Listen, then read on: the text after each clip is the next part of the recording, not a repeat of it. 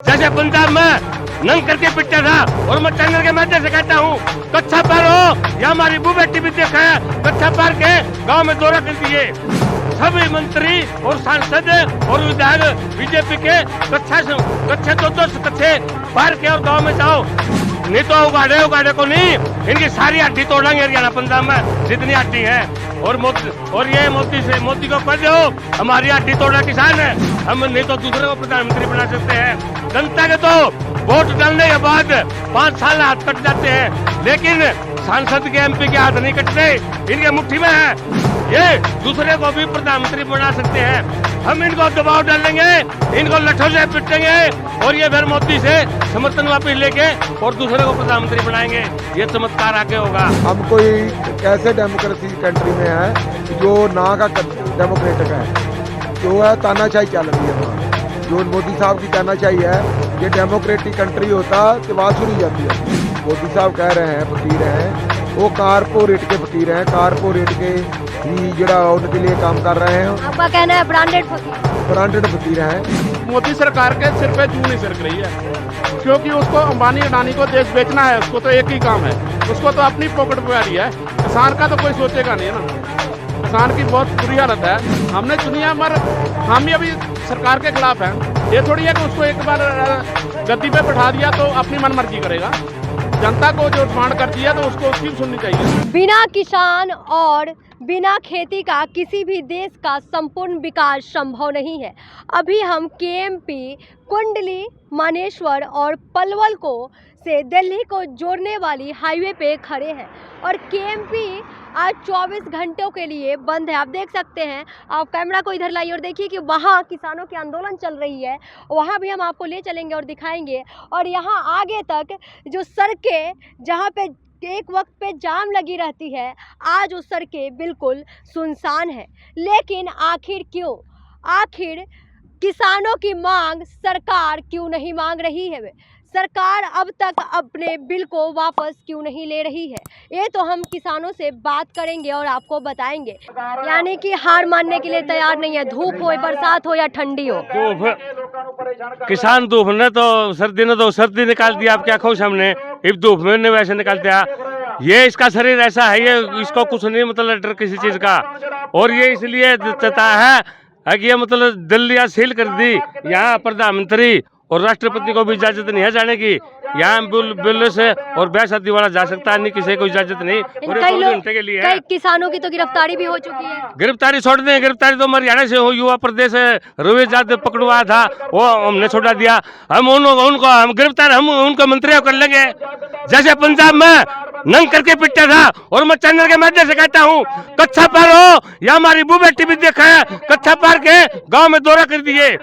सभी मंत्री और सांसद और विधायक बीजेपी के कच्चे तो कच्चे पार के और गांव में जाओ, नहीं तो उगाड़े को नहीं, इनकी सारी हड्डी तोड़ेंगे हरियाणा पंजाब में जितनी हड्डी है। और ये मोदी को कह दो हमारी हड्डी तोड़ा किसान है, हम नहीं तो दूसरे को प्रधानमंत्री बना सकते हैं। जनता के तो वोट डालने के बाद 5 साल हाथ कट जाते हैं, लेकिन सांसद के एमपी के हाथ नहीं कटते, इनके मुट्ठी में है। ये दूसरे को भी प्रधानमंत्री बना सकते हैं। हम इनको दबाव डालेंगे, इनको लठों से पिटेंगे और ये फिर मोदी से समर्थन वापस लेके और दूसरे को प्रधानमंत्री बनाएंगे। ये चमत्कार आगे होगा। लेकिन आप बताइए, सरकार के तो कानों पे जू रेंगने को तैयार नहीं है। ये देखो, जिस तरह नशा होता है, जिस तरह शराब पी लेता है कि इंसान या फीम खा लेता है, उस नशा में वो दूसरा इंसान बन जाता है। ये सत्ता का नशा है बेटे, सत्ता का नशा है, नशा सत्ता का। ये उतर जाएगा।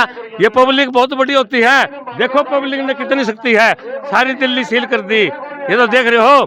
और 4.5 महीने हो चुके, 4.5 महीने हो गए। और मैं बताना चाहता हूँ, पहले थोड़ी किसानों की कमी रहेगी, ये कमी थी नहीं, ये किसानों की रहेगी बेटे। ये महेंद्र सिंह टिकैत है, इसका नाम आपने सुना नहीं होगा।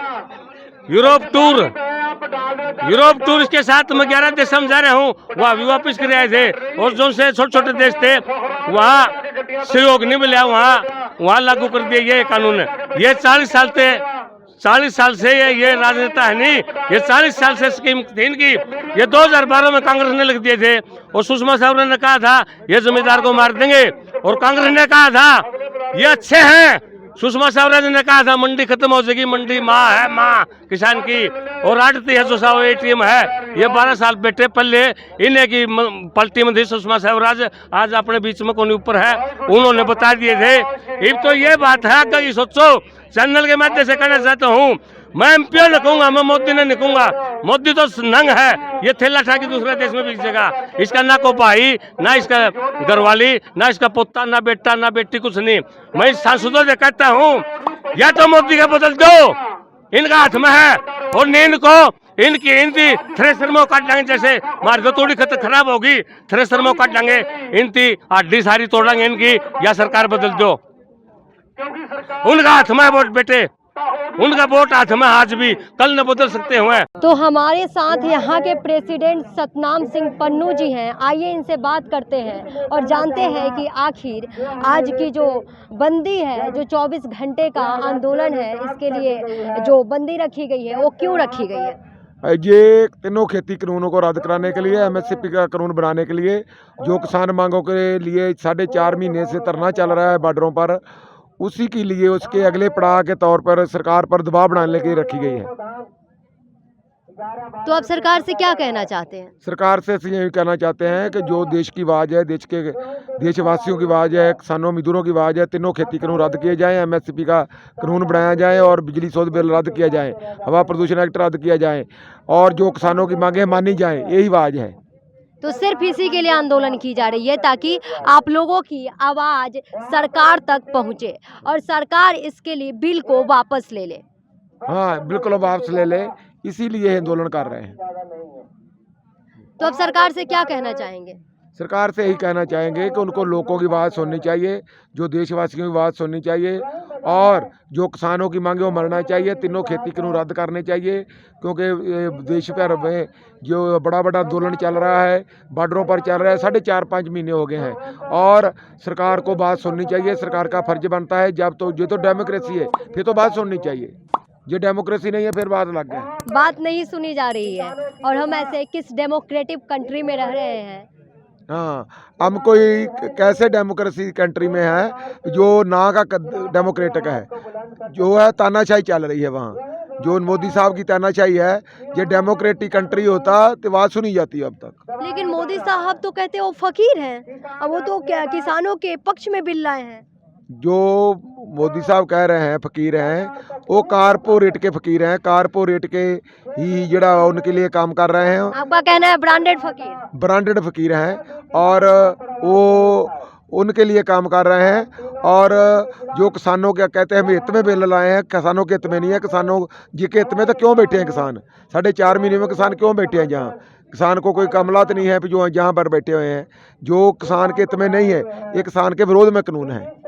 किसान के विरोध में कानून है, और सरकार एक तरफ कह रही है कि ये किसानों के सपोर्ट में कानून लाई गई है, इससे किसानों को फायदा होगा। और दूसरी तरफ देखिए कि किसान सीधा कह रहे हैं कि इनके विरोध में कानून है, इनको उससे कोई फायदा होने नहीं जा रहा है। सरकार अपने लिए कानून लेकर आई है। आपने ऐसा नहीं मानते कि जिस तरीके से देश जो है 2 पक्षों में बट गया है। नहीं, देश है जो वो 2 पक्षों में जहाँ एक बने किसान मजदूर हैं, आम खपतकार हैं, लोग हैं। 133 करोड़ लोग एक बने हैं। 1% लोग जो कारपोरेट हैं, जो उनके जो पॉलिटिकल नेता हैं, जो उनके साथ काम करते हैं, एजेंट के तौर का काम करते हैं, वो एक बने हैं। इस करके 2 हिस्सों में है। एक बने 1% अमीरों का देश है, एक बने 99% गरीबों का देश है। वो 2 देश में जड़िया ये बंटवारा है। 99% लोग, आपका कहना यही है कि 99% लोग जो है, वो जो आम जनता है वो किसानों के सपोर्ट में है, और जो 1% अमीर है, जो सरकार के एजेंट है, वो ये किसान बिल के पक्ष में है। हाँ, वही है, वो ही एक पक्ष में है। सारी जनता जो देश की है, बुद्धिजीवी हैं, किसान हैं, मजदूर हैं, खपतकार हैं, सभी इस बिल को विरोध में हैं। सभी इस बिल के विरोध में हैं, क्योंकि ये किसानों के हित नहीं है। इसके जाने किसानों की फसलों का जो मंडीकरण है वो जाना है, किसानों की ज़मीनें जानी है, और इसके साथ जो खपतकारों को बड़ा अनाज महंगा मिलना है, और मजदूरों को जो उनकी सब्सिडी जानी है, सस्ता अनाज नहीं मिलना डिपो पर, इसलिए सभी के विरोध में है। तो आप लोग इतने वक्त से घर छोड़कर अपना यहाँ पे जीवन यापन कर रहे हैं, कड़ी सर्दी में, कड़ी धूप में, तो इससे नुकसान भी तो आप ही का हो रहा है। देखो हम तो मजबूरी में कर रहे हैं ये, मतलब सरकार इतना किसानों को मजबूर कर दी। मजबूर कर दिया है। हमको शौक के तौर पर नहीं कर रहे, ये मजबूर के तौर पर कर रहे हैं। लेकिन इसमें तो कहा जा रहा है कि किसी भी तरीके से कई लोग यहाँ पे अपने जो राजनीतिक करियर है उसको चमकाने आए हैं, सरकार सीधा इल्जाम लगा रही है। बिल्कुल ऐसा कोई बात नहीं है, हमने कोई वोट नहीं, हमने कोई चोन नहीं लड़नी है, हमारा चुनाव से कोई संबंध नहीं है। हम तो किसानों का प्रतिनिधित्व कर रहे हैं और किसान का जो उनका जो कर्जा चढ़ा हुआ है, उनकी जो खेती बर्बाद हो रही है, उनका जो जीवन बर्बाद हो रहा है, उनका जो फसलों का जो किरत लुटी जा रही है, उसके लिए आए हैं। उसके लिए आए हैं और किसी भी तरीके से किसानों को बदनाम करने की कोशिश की जा रही है। हम तो आज ही सुबह यहाँ रोड तो जाम किया। हम 6 महीने से दिल्ली पे बैठ रहे हैं। 6 महीने से दिल्ली में बैठे 6 महीने लगभग हो जाएंगे 26 तारीख को।